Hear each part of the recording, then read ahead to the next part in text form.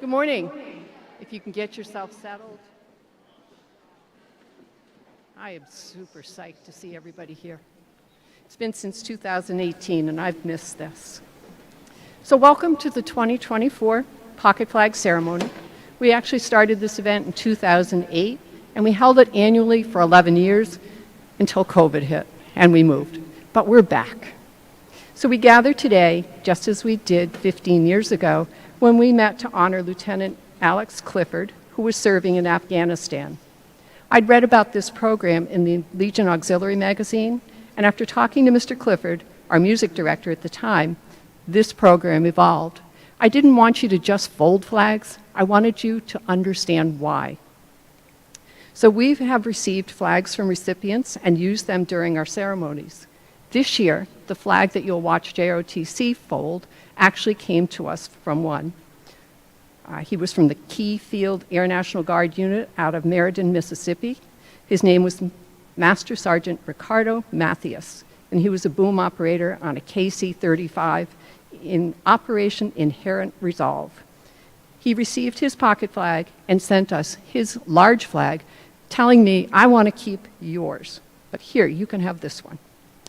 And they also sent a certificate of authenticity, which reads, this certifies that this American flag was flown aboard a KC-135 Stratotanker on August 16, 2018, over Iraq during a combat mission in support of Operation Inherent Resolve. Let all who look upon this flag be reminded of the military men and women who maintain a steadfast devotion to protecting the freedoms that it represents. And I hope that's our mission today. I have so many people to thank. This is awesome today. So, band and chorus members, thank you. What a large group today. They helped set the tone for this event, a time to celebrate our country, remember the values upon which it was founded, and to pay tribute to our military personnel and their families. So we'll be focusing on the flag, which is a symbol of our country and to all it stands for. Each year, my attempt is to turn more and more of this over to the students. So today, in addition to band and chorus, I welcome members of the school community and thank them for their assistance. We have several who were greeters who are helping me set up. A couple who are just, your job is to be nervous because I don't have time for that. I'm also grateful to Mr. Brown for recording this event and Ms. Netto for allowing us the use of her gym, which is the only space big enough for everybody. So this year, our focus is on local veterans. Each of them answered the call to serve and faithfully complete their mission. It takes teamwork and people willing to take on all parts of a mission, from cook to mechanic, medical to paperwork, and all those careers in between. So I'd like to ask all of our veterans who are able to stand and be recognized for their service, and I know we have some in the house.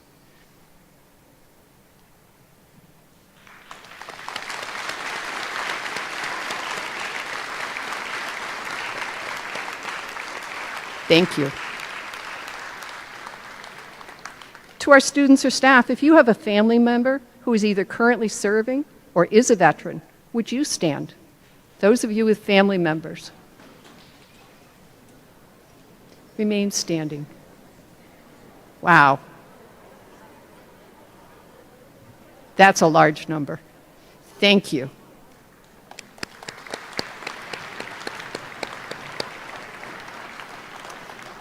And finally, if you have a friend or a neighbor who is a service person or veteran, would you please stand? Because I know we've got several who are friends of. There you go. There's a brave man. Yay.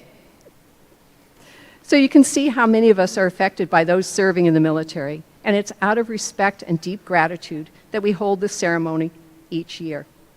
So as a tribute to you, our band will now play Armed Services on Parade, and I invite you to stand when your service branch is recognized.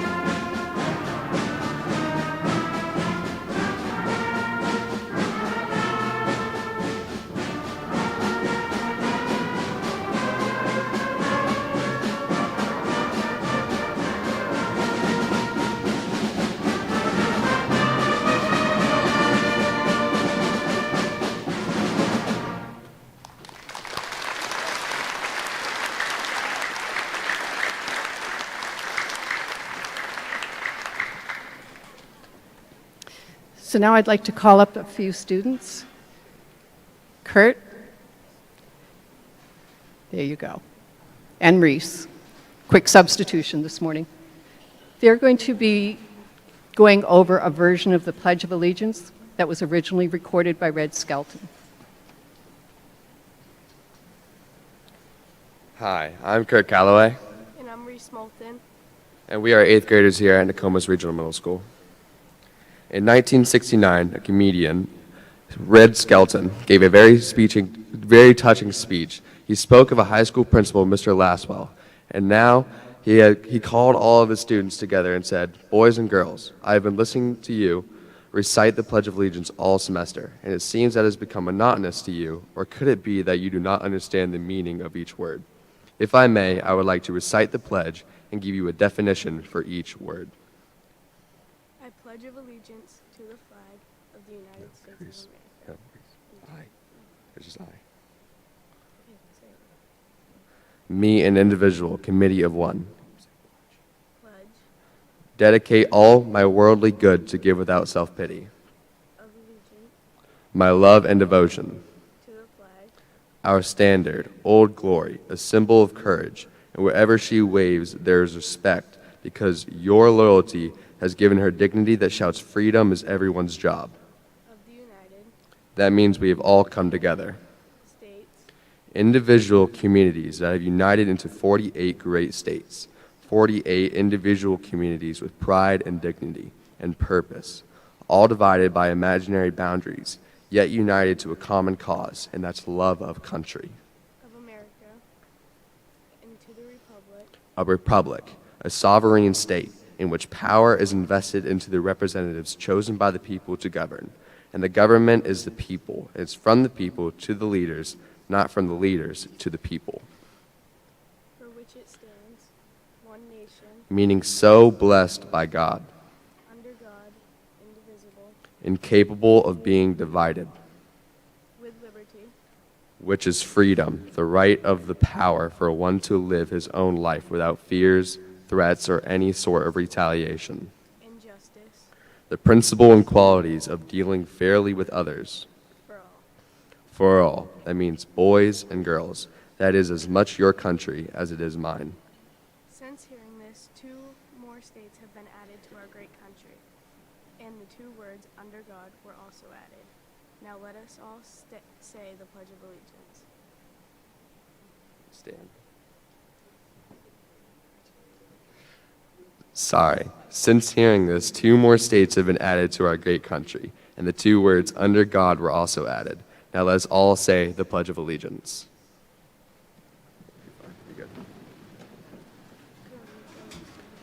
I pledge allegiance to the flag of the United States of America and to the republic for which it stands, one nation, under God, indivisible, with liberty and justice for all.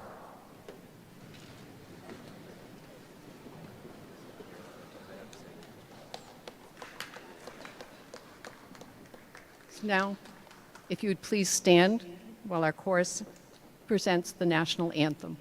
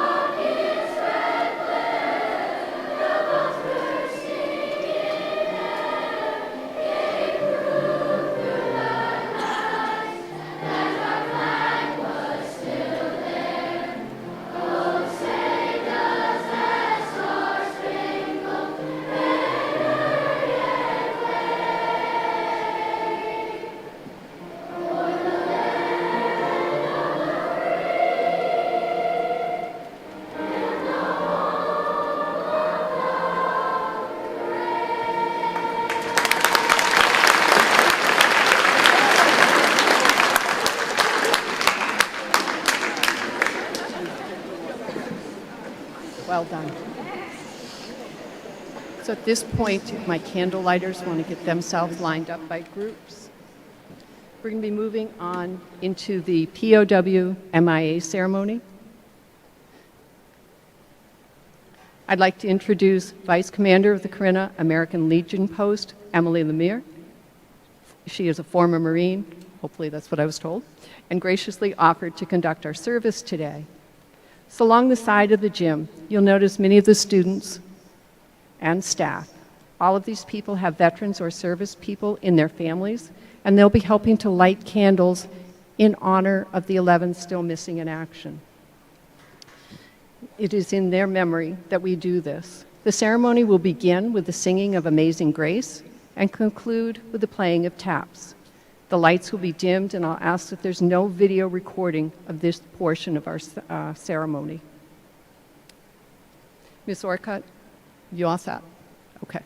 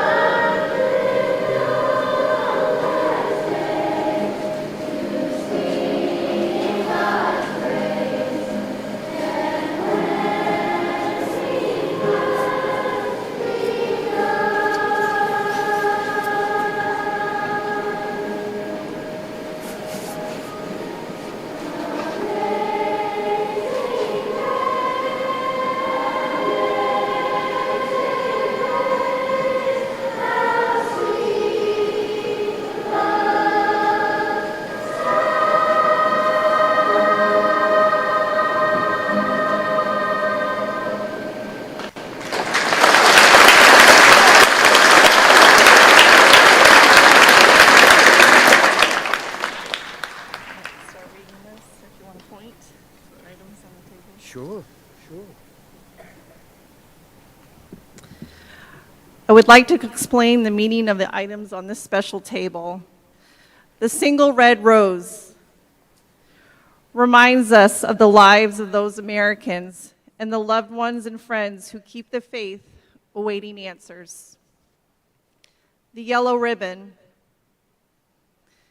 symbolizes our continued uncertainty, hope for them, for their return, and unyielding determination to account for them. A slice of lemon reminds us of their bitter fate, captured or missing in a foreign land. A pinch of salt, symbolic of the tears of our missing and their families' tears as they wait and remember. The candle reflects our hope for their return and their unconquerable spirit. The glass is inverted to symbolize their inability to share a drink. The chair is empty. They are missing. Let us now honor our American POW MIAs to the success of our efforts to account for them and to the safety of all now those that are serving.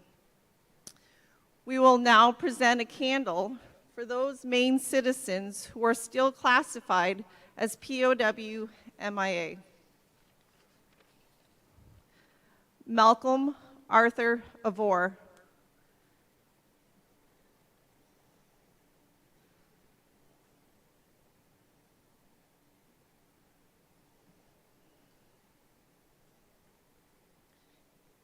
Put on the table. Yep.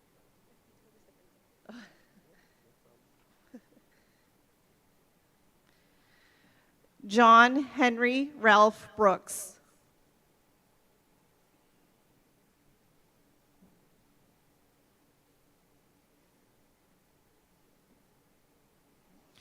Carl Russell Churchill.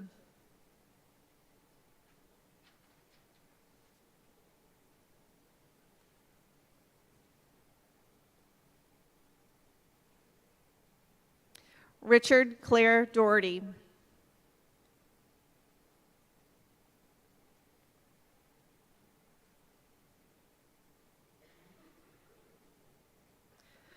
Glenn Colby Dyer.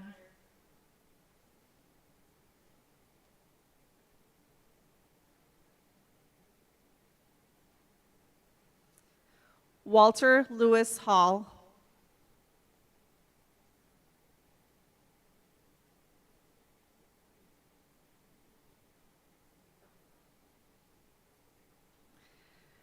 Terrence Higgins Hanley.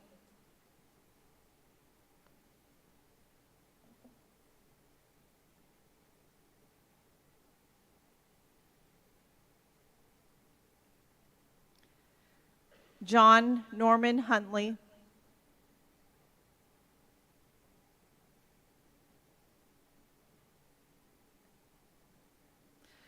Joseph Tony Musetti Jr.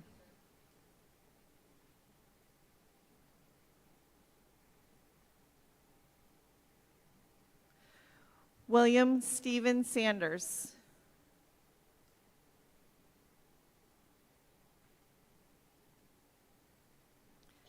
And Peter George Valakos.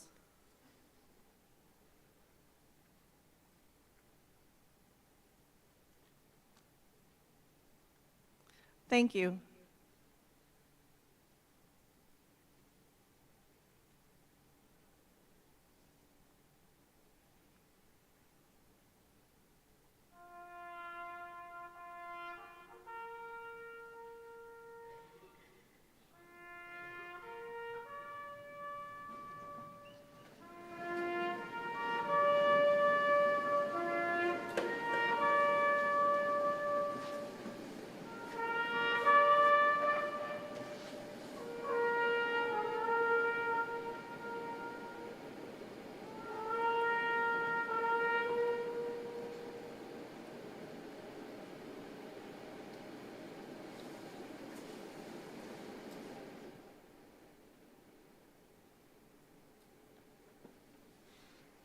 Thank you to all who participated in that.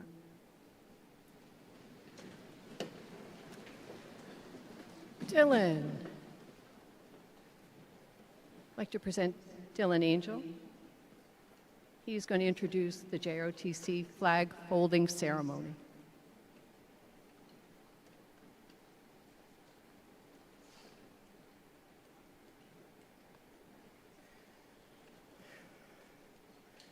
According to Army and Navy tradition, when the flag is lowered, no part of it should touch the ground. Then the flag is carefully folded into the shape of a three-cornered hat. The hat symbolizes the hat worn by colonial soldiers during the American Revolution. During the flag folding process, the flag is folded so the red stripes fold into the blue portion of the flag, signifying the way of the light of day recedes into the darkness of night. As the flag is being folded, listen carefully to the reader to understand the meaning of each fold. Think about this later when you are folding pocket flags. This year, the flag will be presented to the honored guard, Miss Sue Bowden, and received by Miss Chapman Nile. Immediately after the ceremony, I will ask you that you stand as our chorus performs the national anthem.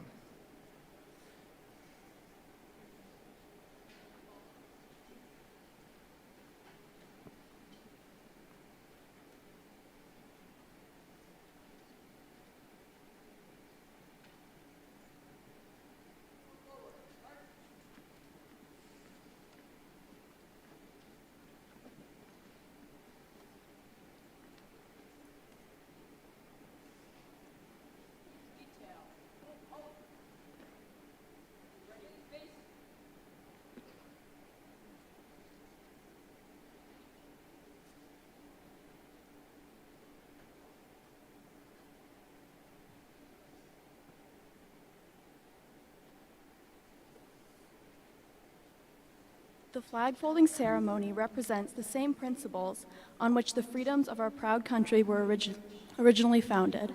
The portion of the flag denoting honor is the canton of blue containing the stars representing the states of our veterans of all generations who served in uniform. The canton field of blue dresses from left to right and is inverted when draped as a pall on a casket of a veteran who has served our country in uniform and made the ultimate sacrifice in defense of our freedoms.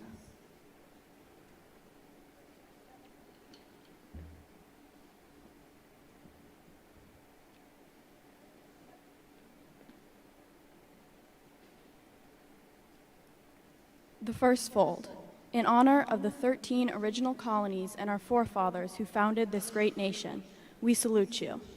The second fold, to the men who died in the War for Independence, we salute you.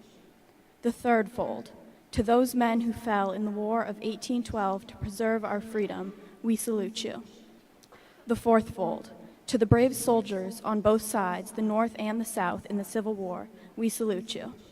The fifth fold, to those who shed their blood in the name of hope and freedom in the Great War, we salute you. The sixth fold, for those who have gone before us and died in the terrible battles of World War II, Pearl Harbor, Anzio, Midway, the Bulge, Iwo Jima, Guadalcanal, Normandy, and Berlin, we salute you. The seventh fold, to the men of the 1st Marine Division who, in the rearguard action at the Chosin Reservoir in Korea, saved their battalion and the lives of their brother Marines, we salute you. The eighth fold, for the brave men and women of our armed forces who died on the fields of fire in Vietnam and whose names will forever live on that hollowed wall, we salute you. The ninth fold, for those who lost their lives and suffered by the horrific and unspeakable terrorist acts of September 11th, and those who continue to pay the ultimate sacrifice in action during our post-9/11 operations, we salute you. The 10th fold, for our emergency response personnel and on-site first responders, police, firefighters, paramedics, doctors, and nurses, we salute you. The 11th fold, to God, our parents, and our families who we love and respect, we salute you. The 12th fold, to the men and women of our armed forces, the arsenal of democracy and the hammer of freedom, we salute you. The 13th fold, lastly, to freedom, because without freedom there is no honor. Without honor we are not Americans, and on this we vow that as long as this flag flies, we salute you.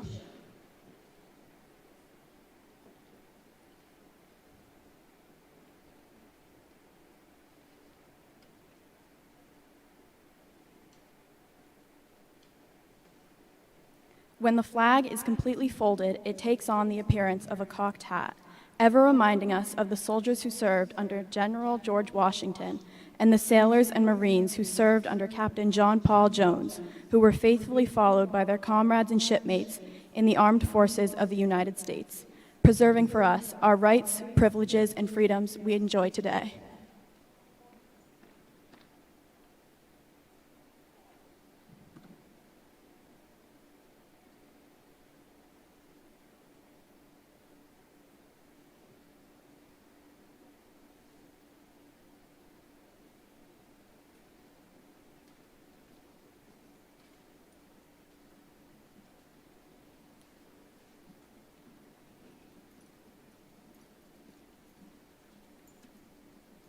Thank you. That flag remains on display in our office in the middle school. Our next part, April is Military Child Month, so I really thought we needed to add that this year. So I'd like to have all of those participants and all of these kids know what it's like to be in a military family. So if we can have our groups lined up.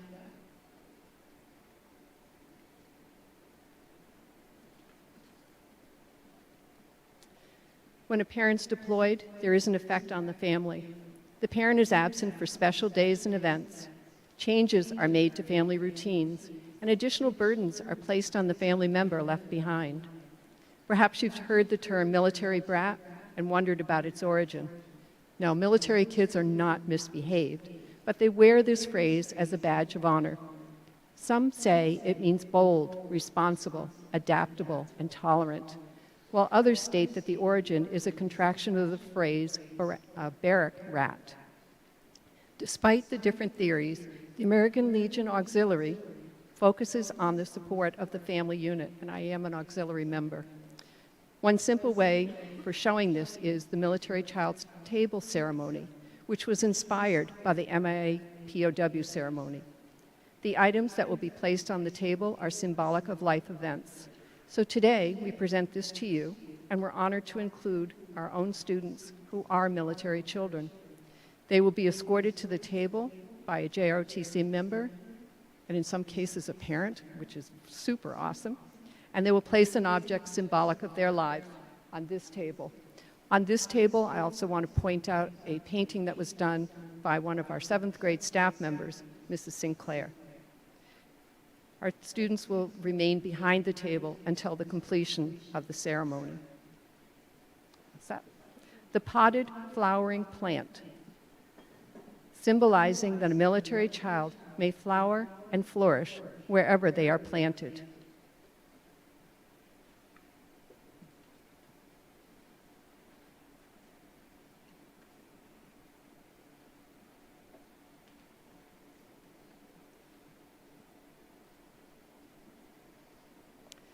The hand spade recognizes that they may be transplanted to a new place in the world at a moment's notice.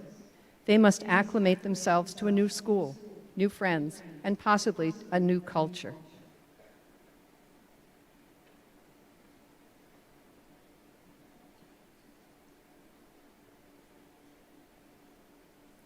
The birthday hat and unlit candles symbolize the birthdays and special events that their deployed loved ones will miss while they're away.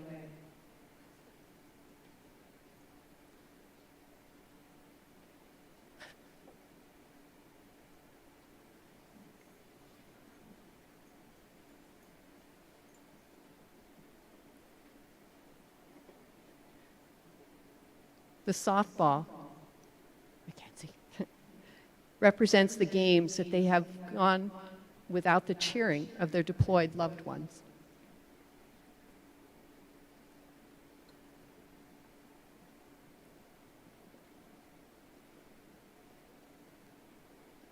I think there may be confusion. Did a camera get put in there?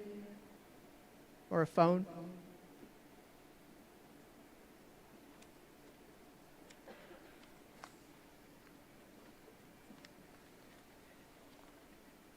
Ren, you're next. Hang on. Let me flip back a page. So Kendall. Yep.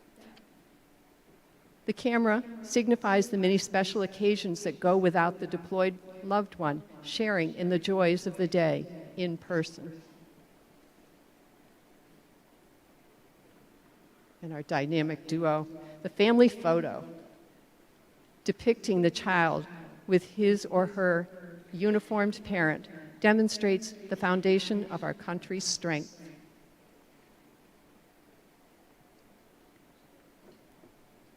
And the final touch to the table setting is an American flag to remind us that families are united in their commitment to national service, both at home and abroad, to ensure that our flag continues to fly free.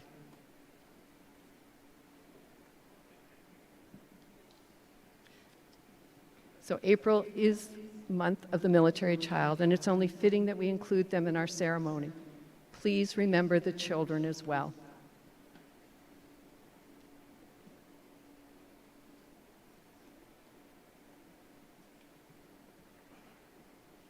Can you tell we didn't rehearse?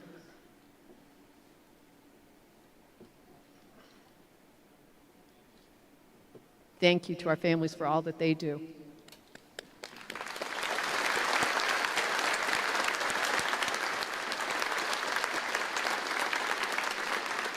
right. We'll give you a moment to get settled. You can go ahead and find your seats.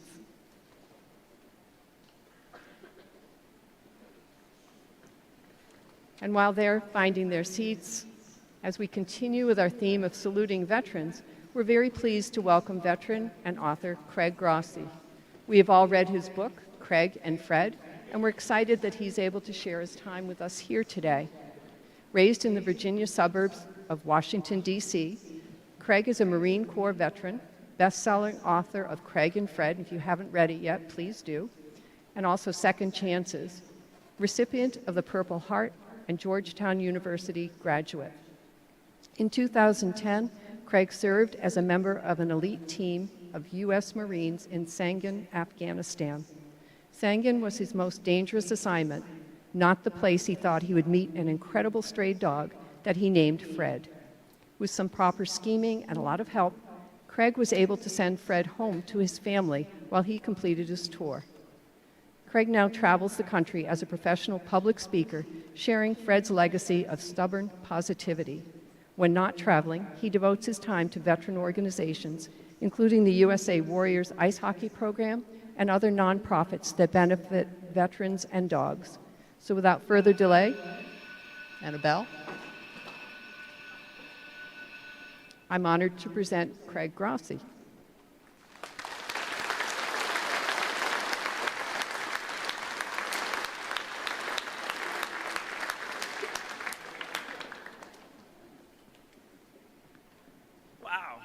All right. Good morning. Can everybody hear me? I could just. All right. There we go. I'll just end up tapping on this thing the whole time. I just have a couple minutes just to introduce myself and say thank you, first of all, for having me here today. You have an absolutely incredible school. I never thought I would want to go back to middle school and high school, but if I was going to, I would want to come here. It's a really special place. I've only been here, for about an hour, but I can already tell. I go to a lot of schools. And you have a really awesome community, a really awesome staff, and I love seeing the community that is this place. And you might not appreciate it right now, but I'm telling you, you have a really special place, and I'm really proud and grateful that I get to come and spend some time with you. I'm going to talk to you about my service, my time in the Marines. I was really lucky to be able to serve during a time when it was, really. Our country was in a lot of need. We were in 2 wars in Iraq and Afghanistan, and I really had a vision for what my time in the military would look like, and I'm really lucky that I can say I fulfilled a lot of the goals and a lot of the things I wanted to experience during that time, and it taught me a lot. But the biggest lesson that I received during my time came from a pretty unlikely source. It came from a funny, goofy little stray dog that we came across in Sangin, Afghanistan, on a hot and dusty battlefield. And those lessons I'm still learning. Fred was with me for over 14 years, and every day was a different challenge, was a different lesson. And we just said goodbye to him in November, but he's still here in so many ways. And one of them is this story that I get to share. And I'm really excited to do that with you. I'm going to talk to you about just all the things from my time in the military to my time in school, before the military and after the military. And so thank you again for having me. Great job with the ceremony. Everybody, you guys nailed the flag. That's not easy. Drill was not something I was ever crazy about, but you guys made it look easy. So well done. Well done to the band and to the choir and everybody. This is an absolutely beautiful ceremony. It means a lot to us veterans, right, to see the remembrance and the effort that goes into honoring the sacrifices. So thank you, and I'm really excited to be here and looking forward to talking with everybody. All right.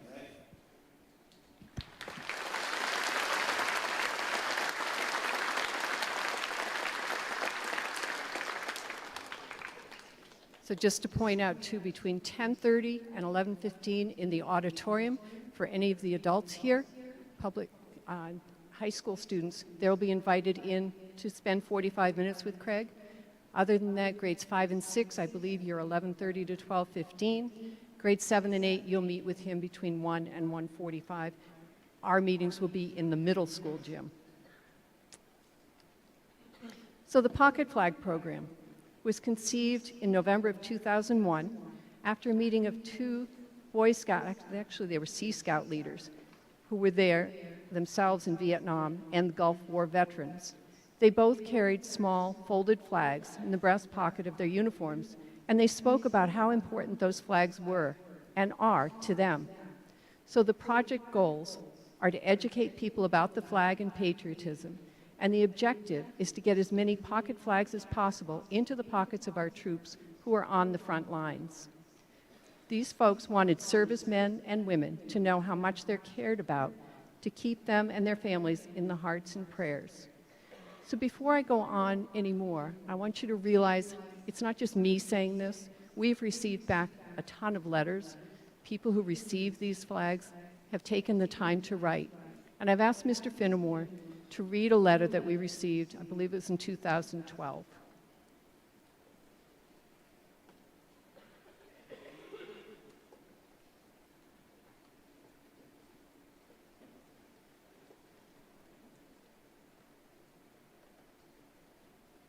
Thank you, Mrs. Mitchell. Before I read the letter, I do want to extend a thank you to Mrs. Mitchell for the amount of time, effort, and energy that was required to put this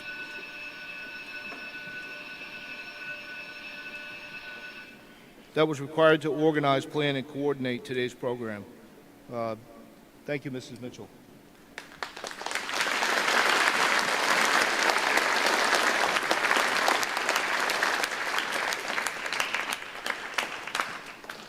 This specific letter was dated 10/19/2012. It was sent from Specialist James Lamont Andresen in FOB Sharana, Afghanistan. This specific letter was addressed to Chelsea Crockett, who is, as most of you know, Mr. Crockett's, Jean Crockett's daughter.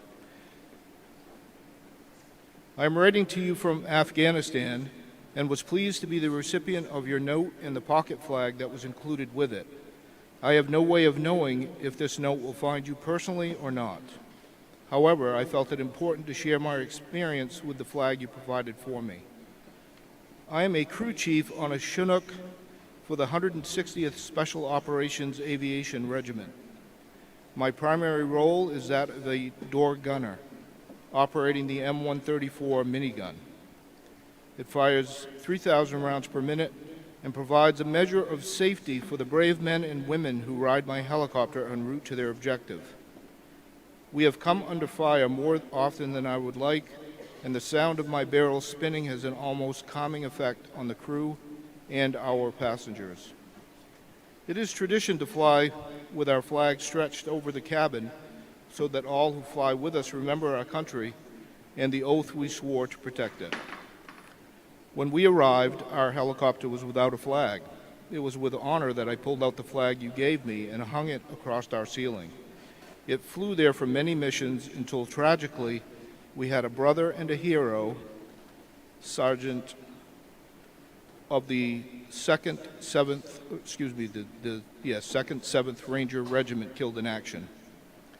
His death was the first American life I had personally seen taken in this way.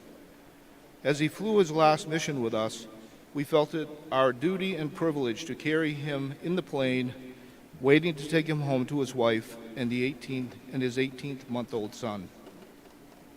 Emotions were strong, and many of the bravest men I have ever served with wept openly on that flight through the beautiful mountains of Afghanistan. Through it all, your flag hung over his body on the ceiling of our MH-47G. Upon arrival, a ceremony was conducted, and this brave man was carried by his team and placed on transport back home. The flag that had been draped around him was given to our crew. We were proud to fly under it, and it is hanging there today. I took down the flag you sent me, folded it up, and placed it back in my pocket, along with your handwritten note that reads, "Thank you for your integrity, Chelsea." Your message, along with the flag, has been a reminder to me to honor the promise I made to defend our country. Your flag now hangs above my bunk, and I look at it every night. Your note accompanies me in my left shoulder pocket at all times. Thank you for sending it. I am grateful to you and the other kids and teachers of Sebastopol Valley Middle School for their support of our courageous men and women in uniform. I love my country, and I love all of you for your support. Thank you. Side note, Specialist Andresen has completed his service and currently lives in Alabama. Thank you.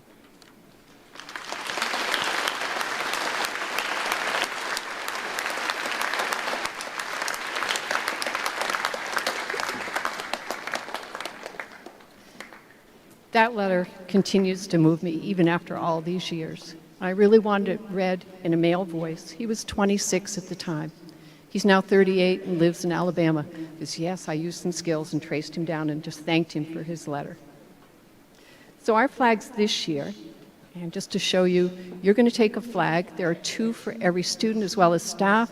They start out this size, and they end up this size. That's what goes in there. Yeah, you can do it. Even Mrs. Leonard can do it. We've got this. She knows what that means. So they'll be sent out either to deployed troops, or I send them out to the Bangor troop greeters, and often people will pick them up on their way through. Hopefully there'll be a year we don't need them anymore. In the past, we've sent out 6,000 flags a year. This year, we're sending out 1,100. That's a lot. In your rooms, you're going to find your flags, the enclosure bags, and instructions of how to fold them so that they'll fit into the small bags. Also, the picture over here that Miss Sinclair did, she printed off enough, so not only will every soldier get the flag and the little insert, but they're also going to have a small copy of that photo. That's what you're going to write your notes on. I encourage you, the enclosure has the school address, not your home address. If you would include a note, such as Chelsea, and then your first name, last initial. That way, if a letter comes in, I'll make sure that we get you a copy. I'm also trying at this point to digitalize all of the letters we have so that you'll have them as we go forward. So this concludes our 2024 ceremony. And as usual, I'm just overwhelmed with everybody's willingness to participate, from staff to students, administration. You've jumped right in here. And the community. Corinna, you've been with us forever. Thank you so much for helping us each year. It's been my honor to coordinate this program for many years, and I remain hopeful that the school and community will continue to offer this in the future as I plan on retiring. So I'd like to thank everybody who was involved in the candle lighting, the readings, music, tech support, and doing the worrying so I don't have to. I tell you every year that this program takes on a life of its own, and the universe does it. I'm not kidding. Whoever takes over, just go, what is it? And it happens. So lastly, to all of you who have served the country, I really appreciate you have protected our freedoms. Some of you have supported those who did, and I'm grateful to all of you. So it's my hope that you've enjoyed today's ceremony and will consider joining us again next year when I'm going to come watch. If you have a request or a suggestion of things that we can put into the ceremony, please let us know.